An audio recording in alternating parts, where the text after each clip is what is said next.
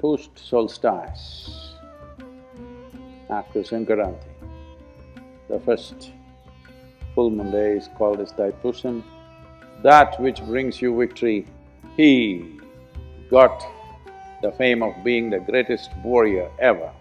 Absolutely failed in his mission, but he is a success for us.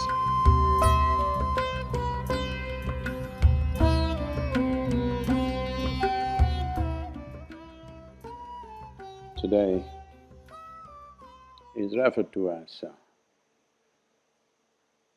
Thaipusam in the Tamil culture, which is considered to be the most effervescent of the various spiritual events that this culture is full of. Literally, every day of the 365 days are marked for different aspects of life. But this day, which is the first Purnami or the full moon day, post-solstice, after Sankaranti, the first full moon day is called as Thaipusam. Largely in the country, in the larger part of the country, it is known as the Dhanya Purnami. Dhanya means it is a full moon of fulfillment. In many ways, because of the nature of what happens on this planet in relationship with the sun, this is considered to be the most generous full moon of the year. When I say generous, one who knows how to get the best out of life, one who is seeing how to make this life in the best possible way. One will attain to maximum amount of, or one will reap maximum harvest at this time. So it's called as Dhanya Purnami, the full moon of fulfillment. The moon has already come up in a glorious way.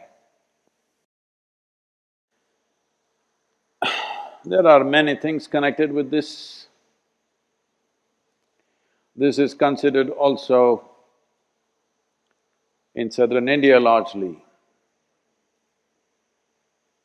For ages, people always saw this as a day to develop instruments of victory. That which brings you victory, success in material world, in the emotional world and in the spiritual world. This is the day when one horns their instruments which will bring success or victory in these different dimensions. The legend goes out to say that it is on this day that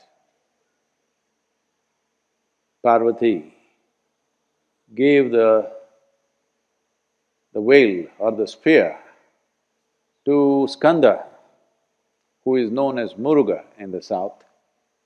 He is Skanda, he is Kumara, he is Subramanya and he is Muruga. Different geographies called him differently, but started as Skanda. So with this instrument or with this weapon of a spear, he got the fame of being the greatest warrior ever. Fought across the subcontinent.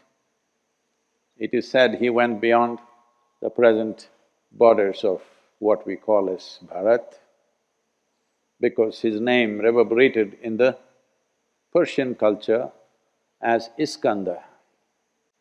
Went further north up into Central Asia and become Iskandar. And even today the word slightly mispronounced is used as Sikandar.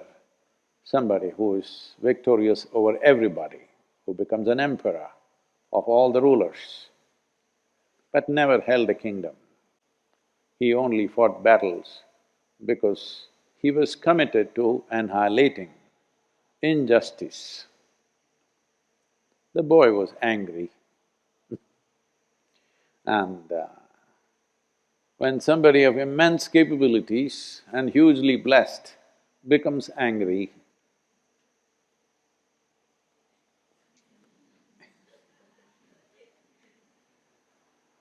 so it happened and wherever he thought there is injustice, he started killing.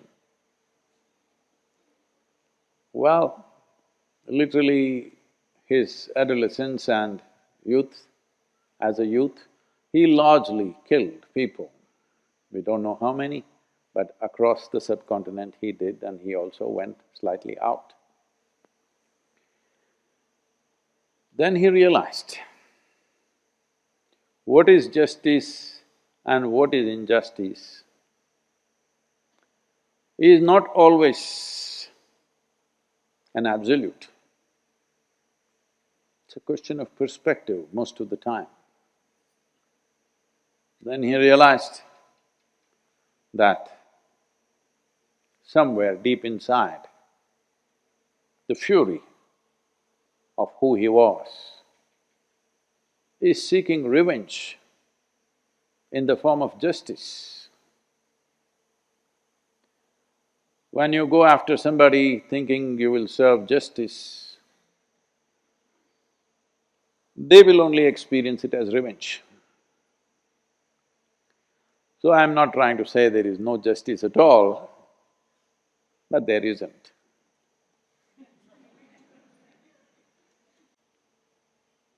So that is Kanda's story, but he got his weapon of instrument, according to the legend, on this day.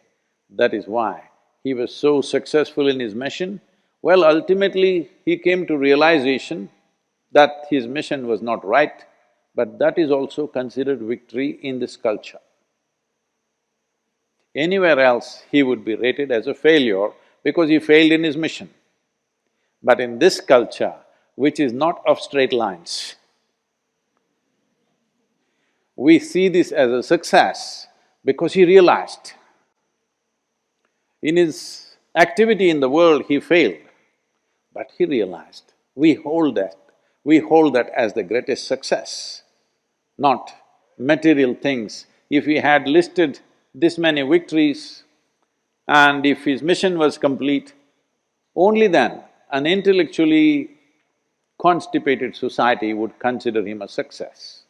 But here, he failed, absolutely failed in his mission, but he is a success for us.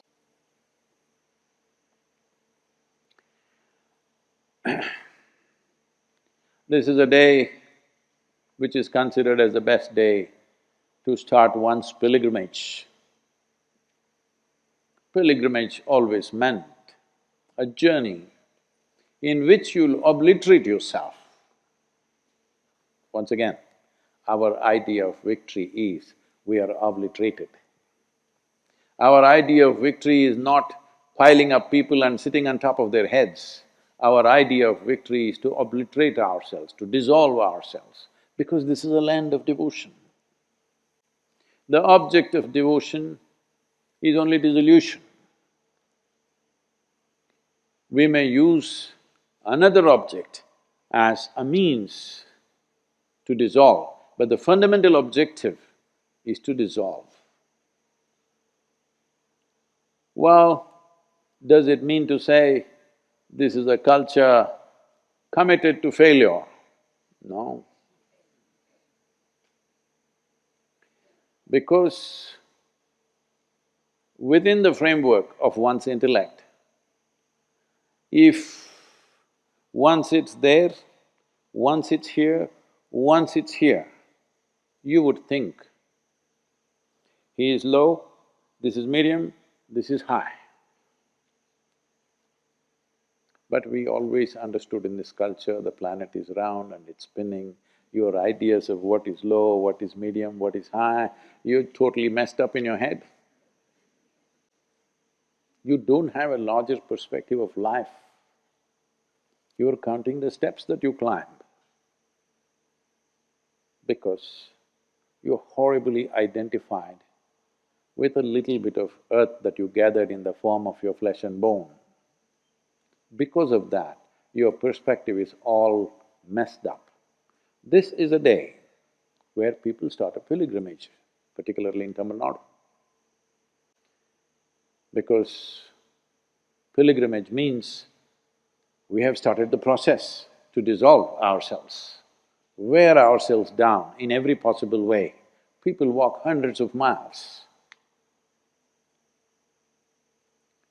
There is still a vibrant culture of pilgrimage here, that people walk hundreds of miles to get generally to the Murugan temple in Tamil Nadu, but various kinds happening across southern India.